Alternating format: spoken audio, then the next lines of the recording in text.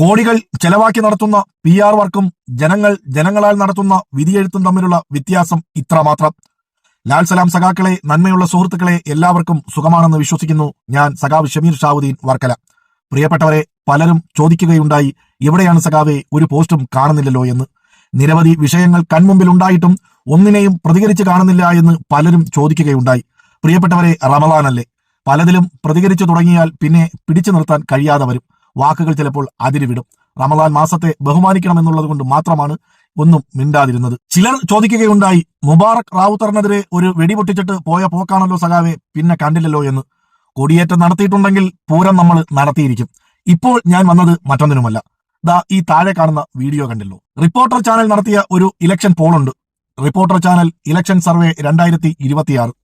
ഓരോ MLA മാരെയും അവരുടെ മണ്ഡലത്തെയും പ്രതിനിധീകരിച്ചുകൊണ്ട് ആ MLA മാർക്ക് മാർക്കിടുന്നതായിരുന്നു. അതായത് ഒരു ഇലക്ഷൻ പോള് തന്നെയായിരുന്നു. സാധാരണ നടത്തുന്നതിനേക്കാൾ വളരെ വ്യത്യസ്തമായിരുന്നു. ഒരാൾക്ക് ഒരു ഫോൺ നമ്പറിൽ നിന്നും ഒരൊറ്റ വോട്ട്. എല്ലാവർക്കും ഒരു ഫോൺ നമ്പറെ കാണൂ. ചിലർക്ക് ചിലപ്പോൾ 2 എണ്ണം ഉണ്ടാകാം. എന്നാലും അതിലൊരു സത്യസന്ധത ഉണ്ടായിരുന്നു.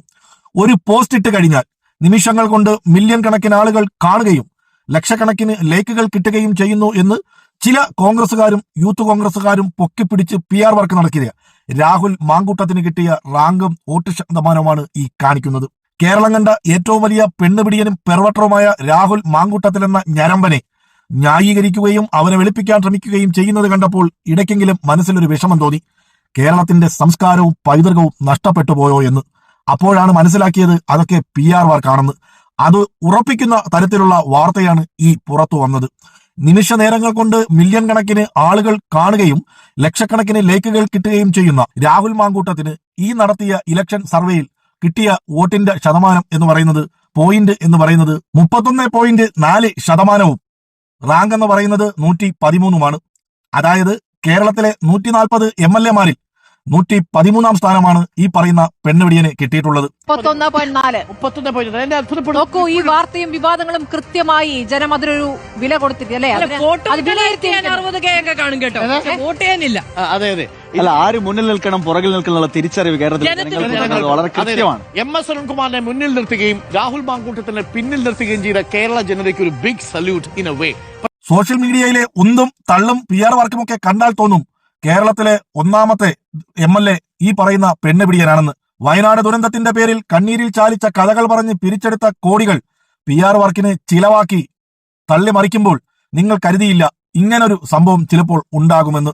വയനാട് ദുരന്തത്തിന്റെ പേരിൽ പിരിച്ചെടുത്ത കോടികളിൽ നിന്നും അച്ചാരം വാങ്ങി സോഷ്യൽ മീഡിയയിൽ രാഹുൽ മാങ്കൂട്ടത്തിൽ എന്ന പെണ്ണുപിടിയനെ വെളുപ്പിക്കാൻ ശ്രമിക്കുന്ന, കൂടെ കിടക്കാൻ തയ്യാറാണെന്ന പോസ്റ്റും കമന്റുകളും ഇട്ട് PR വർക്ക് നടത്തുന്ന ചില യൂത്ത് കോൺഗ്രസ് വനിതകളോട് പറയാനുള്ളത്, പിന്നെ അവനെ പൊക്കിക്കൊണ്ട് നടക്കുന്ന ചില ആൺവർഗത്തിനോടും പറയാനുള്ളത്, നിങ്ങളെ PR വർക്കുകൾ എന്ന് പറയുന്നത് ഊതി വീർപ്പിച്ച കുമിളകൾ മാത്രമാണ്. ഞാനിത് വെറുതെ പറഞ്ഞതല്ല.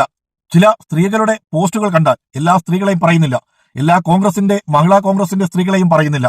കാരണം കേരളത്തിന്റെ പൈതൃകത്തെയും സംസ്കാരത്തെയും ഉയർത്തിപ്പിടിച്ച് രാഷ്ട്രീയ മര്യാദയോടുകൂടി പെരുമാറിയ നിരവധി സ്ത്രീകളുണ്ട്.